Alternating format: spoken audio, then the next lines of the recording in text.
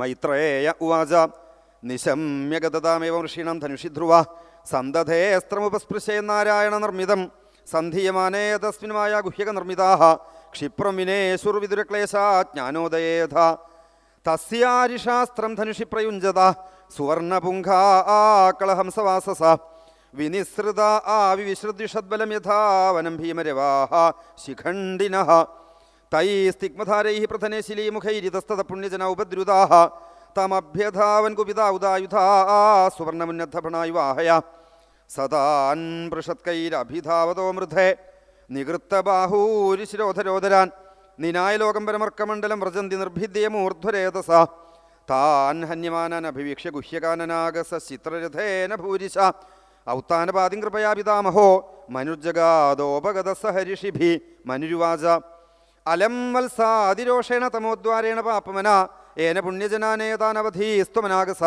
നാസ്മൽകുലോചിതം താതകർമ്മ ഇതൽ സദ്വിഗരിഹിതം വധോ യദുപദേവാനമാരബ്ധസ്തേ കൃതൈനസാം നന്വേകസ്യാപരാധേന പ്രസംഗാൽബഹോഹദാഹ ഭ്രാതൃവധാഭിതപ്തേന ത്വയാംഗ ഭ്രാതൃവത്സല നായമാർഗോ he സാധൂനാം ഹൃഷീകേശാനുവർത്തിനാം യഥാത്മാനം പരാഗൃഹ്യ പശുവൽഭൂതവൈശസം സർവഭൂതാത്മഭാവേന ഭൂതാവാസം ഹരിം ഭവാൻ ആരാധ്യാപതുരാരാധ്യം വിഷ്ണോസ്തൽപരമം പദം സത്വം ഹരേരനുധ്യാതസ്തൽപുംസാമപി സമ്മതം തൽപുംസാമപി സമ്മതഃ കഥം ത്വവദ്യം കൃതവാൻ അനുശിക്ഷൻ സദാം വ്രതം തിദിക്ഷയാ കരുണയാ മൈത്ര്യാ ച അഖിലജന്തുഷു സമത്വേന ച സർവാത്മാ ഭഗവാൻ സംപ്രസീദതി സംപ്രസന്നേ ഭഗവതി പുരുഷപ്രാകൃതൈർഗുണൈഃ വിമുക്തോ ജീവനിർമുക്തോ ബ്രഹ്മനിർവാണമൃച്ഛതി ഭൂതൈഃ പഞ്ചഭിരാരബ്ധൈര്യോഷിൽ പുരുഷേവ ഹി തയോർവിവായാൽ സംഭൂതിര്യോഷിൽ പുരുഷയോരിഹ ഏവം പ്രവൃത്തതേ സർഗഃ സ്ഥിതി സംയമ ഏവ ച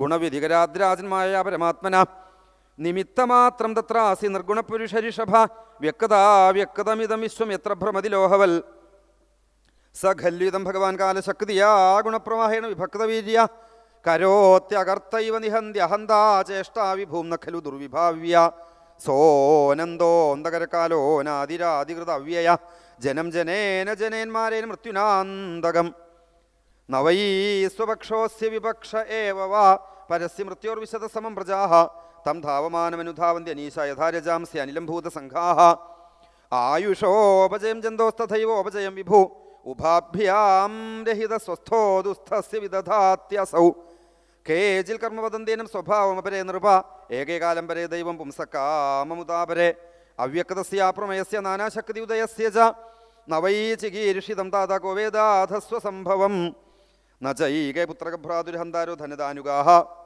വിസർഗാദാനയോസ്താത പുംസോ ദൈവം ഹി കാരണം സ ഏവ വിശ്വം സൃജതി സേവാവതിഹന്തി ച അഥാപി ഹ്യനഹങ്കാര നാജ്യതേ ഗുണകർമ്മഭി ഏഷ ഭൂതാനി ഭൂതാത്മാ ഭൂതേശ്വഭൂതഭാവന സ്വശക്തിയാമായ സൃജത്യത്തിജപാതി ച തമേവ മൃത്യുമമൃതം താത ദൈവം സർവാത്മനോ പേഹി ജഗൽപരായണം യസ്മൈ ബലിം വിശ്വസ്രജോ ഹരന്തി ഗാവോ യഥാ വൈ നസീദാമയന്ത്രിതാഃ യപ്പഞ്ചവരിഷോ ജനനീം ത്വം വിഹായ മാതുസപത്ന്യവചസ ഭിന്നമർമ്മ വനം ഗതസ്തപസാ പ്രത്യകക്ഷമാരാധ്യലേഭേ മൂർധനിപദം ത്രിലോക്യാഃ തമേന മംഗാത്മനി മുക്ത വിഗ്രഹേ വ്യപാശ്രിത നിർഗുണമേകമക്ഷരം ആത്മാനമന്വിച്ഛ വിമുക്തമാത്മാതിരിഗ്യസ്മിന്നിതം ഭേദം അസൽ പ്രതീയതേ ത്വം പ്രത്യകാത്മനി തഥാ ഭഗവത്യനന്ദ ആനന്ദമാത്ര ഉപവന്ന സമസ്ത ശക്തൗ ഭക്തിം വിധായ പരമാം ശനകൈരവിദ്യാഗ്രന്ഥിം സൈയച്ഛരോഷം ഭദ്രം തേ പ്രദീപം ശ്രേയസാംബരം ശ്രുതേന ഭൂയസാരാജനഗതേന യഥാമയം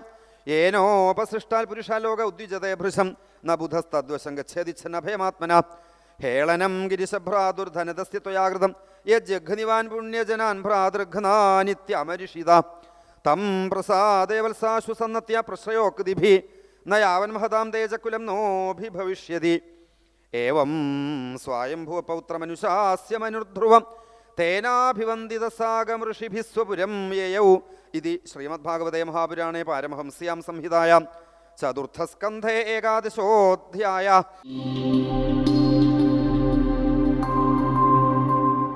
ദക്ഷൻ ഈ യാഗം നടത്തിക്കൊണ്ടിരിക്കുകയുള്ളൂ, സത്സംഗത്തിന് പോവില്ല, മഹാത്മാക്കളെ സേവിക്കില്ല. അതുകൊണ്ട് തന്നെ അച്ഛൻ മകൻ നന്നാവണമെന്നുള്ള മോഹം കൊണ്ട് 16 മക്കളിൽ ഒരാളെ നിർബന്ധമായിട്ടും ശിവന് കല്യാണം കഴിച്ചു കൊടുക്കണമെന്ന് ശഠിച്ചു. അങ്ങനെയാണ് ഇപ്പോൾ ശിവന് കൊടുത്തത്. അതെന്താ? ശിവൻ സാക്ഷാൽ ചരാചര ഗുരുവായ ദക്ഷിണാമൂർത്തിയല്ലേ? ആ ഭഗവാനുമായി സംബന്ധം ഉണ്ടായ ഇടയ്ക്കിടയ്ക്ക് ഈ ദക്ഷൻ മകന് കാണേണ്ടി വരും. അവിടെ വെച്ച് മഹാദേവനും ധാരാളം സത്സംഗം ഉണ്ടാവും. അങ്ങനെ ഇയാൾ ബുദ്ധി നന്നായിട്ട് ഇയാൾ നന്നാവൂലോ എന്നുള്ള ഉദ്ദേശത്തിലാണ് അച്ഛൻ അങ്ങനെ പറഞ്ഞത്. പക്ഷേ ദക്ഷൻ നേരെ മറച്ചതെടുത്തത്. ഒട്ടും ഈ ദക്ഷന് ശിവനെ കണ്ണിന് പിടിക്കണില്ല. എന്താ കാരണം വെച്ചാൽ അദ്ദേഹത്തിന് ശുദ്ധിയില്ല, ശുദ്ധികളില്ല, കുളിയില്ല. ചുടലയിലെ ചാരം മേൽ മുഴുവൻ പൂശി നടക്കുക. ചിലപ്പോൾ വസ്ത്രം എടുക്കും, ചിലപ്പോൾ വസ്ത്രം എടുക്കൂല എന്ന് വരും. ചിലപ്പോൾ ആനത്തോലാവും, ചിലപ്പോൾ വല്ല ആ മരത്തോലായിരിക്കും. ഈ ഭൂതപ്രേത പിശാചുക്കളോടുകൂടി ഈ ശ്മശാനവാസിയാണ്. അതുകൊണ്ട് തന്നെ ദക്ഷന് ആ ശിവനെ ഉൾക്കൊള്ളാനായില്ല. അതുകൊണ്ട് ദക്ഷൻ അച്ഛൻ്റെ വാക്കിൽ നിർബന്ധം സഹിക്കേണ്ടായപ്പോൾ ഇളയ മകളെ കൊടുത്തു. പക്ഷേ തനിക്ക് ഇങ്ങനൊരു മകളില്ല എന്ന് വിചാരിച്ചു. തനിക്ക് 15 മകളേ ഉള്ളൂ എന്ന് വിചാരിച്ചു. സതിയെ വിവാഹം കഴിച്ചു കൊടുത്തലും ഉപേക്ഷിക്കലും ഒരുപോലെ.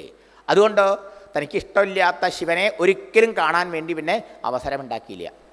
അങ്ങനെ കുറേ കാലം കഴിഞ്ഞു. ഇവർ തമ്മിൽ കണ്ടുമുട്ടി സ്വർഗത്തിൽ വെച്ച്. അവിടെ വലിയൊരു സത്രം നടക്കുക.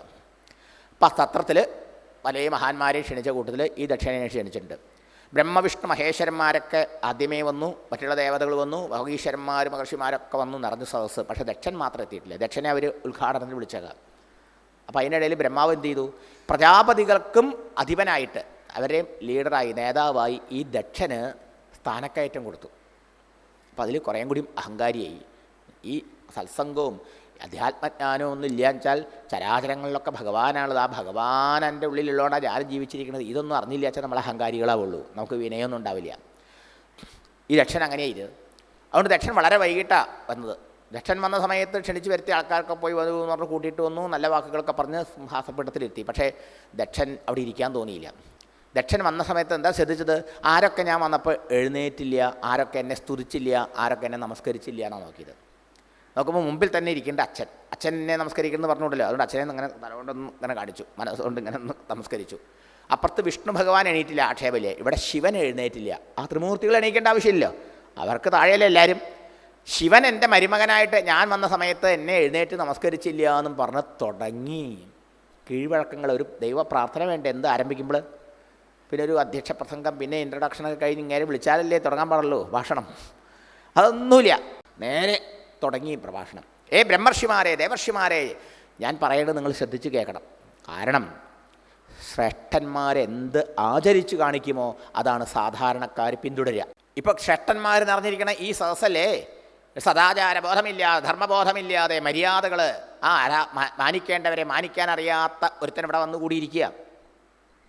ഈ സദസ്സ് ആകെ കളങ്കപ്പെട്ടിരിക്കണം. ഇവൻ ആരാ ശിവന്ന് പേരിട്ടതെന്നാണ് ഞാൻ ഇപ്പോൾ ചോദിക്കുന്നത്. കുളിയുണ്ടോ? ചുടലയിലാണ് വാസം.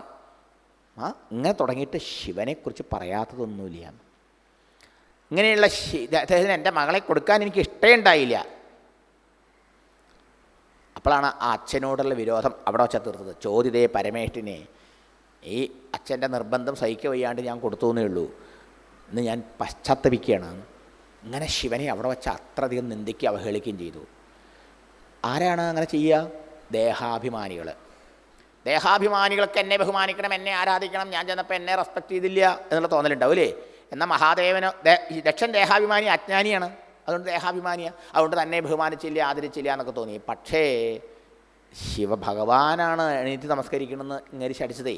ഈ ഭഗവാനോ എല്ലാ ചരാചരങ്ങളുടെയും ആത്മാവാണ്. ആ ആത്മസ്വരൂപനായി സർവരിലും ഭഗവാൻ തന്നെ കാണുന്ന ഭഗവാൻ ആരോടെങ്കിലും വെറുപ്പും വിദ്വേഷം ഉണ്ടാവുമോ?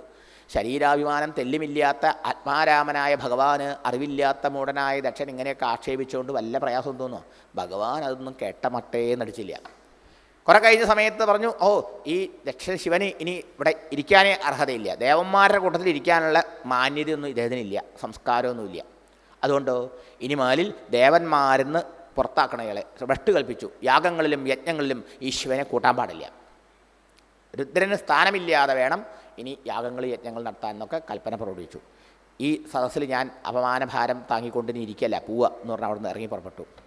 ശിവനെ ശപിച്ചിട്ടും ഭഗവാൻ ഒന്നും മിണ്ടിയില്ലേ നോക്കണം. പക്ഷേ നന്ദികേശ്വര സ്വാമിക്ക് സഹിച്ചില്ല. നന്ദികേശ്വരൻ ദക്ഷയെ തടഞ്ഞു നിർത്തിയിട്ട് പറഞ്ഞു, മൂഢനായ ദക്ഷ, നിൻ്റെ ഈ ശരീരത്തിനും ഇന്ദ്രിയങ്ങൾക്കും മനസ്സിനും ബുദ്ധിക്കൊക്കെ പ്രവർത്തിക്കാൻ കഴിവ് തന്നുകൊണ്ട് അന്തര്യാമിയായിരിക്കുന്ന ആ സച്ചിദാനന്ദ മൂർത്തിയാണ് ഈ ഭഗവാൻ എന്ന് നീ അറിഞ്ഞിരുന്നുവെങ്കിൽ ആ ഭഗവാനെ വീണു വണങ്ങല്ലാതെ ഇങ്ങനെ നിന്ദിക്കാനോ അവഹേളിക്കാനോ നിനക്ക് മനസ്സ് വരുമായിരുന്നോ? അതുകൊണ്ട് ഈ വിവേകബുദ്ധി ഇല്ലായിട്ടും ആ ഭഗവാന്റെ മഹിമ അറിയാതെ ഭഗവാനെ നിന്ദിക്കല്ലേ ചെയ്ത്. അതുകൊണ്ട് നിനക്ക് ഈ തല പോയി ആട്ടുംതല വെച്ച് കരഞ്ഞു നടക്കാനുള്ള യോഗം ഉണ്ടാവട്ടെ. ഈ ജന്മത്തിൽ നിനക്ക് ഒരിക്കലും പരമാത്മജ്ഞാനം ഉദിക്കാതെ പോട്ടെ. മാത്രമല്ല, ഈ ശിവനന്ദയിൽ പങ്കെടുത്ത ഈ ബ്രാഹ്മണരൊക്കെ പാഖണ്ഡന്മാരായി, വിരോധികളായി, ആത്മജ്ഞാനമില്ലാത്തവരായി തെണ്ടിത്തിരിയാൻ അലഞ്ഞു നടക്കാനിടയായി തീരട്ടെ എന്ന് പറഞ്ഞാൽ അങ്ങോട്ട് ശപിച്ചു. അത് കേട്ടതോടുകൂടി ഇവരുടെ കൂട്ടത്തിലുണ്ടായ ആ ഭൃഗുമഹർഷി അത് ഏറ്റുപിടിച്ചു. ഭൃഗുമഹർഷി ശിവഭൂതഗണങ്ങളെ മുഴുവൻ അങ്ങോട്ട് ശപിച്ചു. അങ്ങനെ എന്തിനു പറയണു?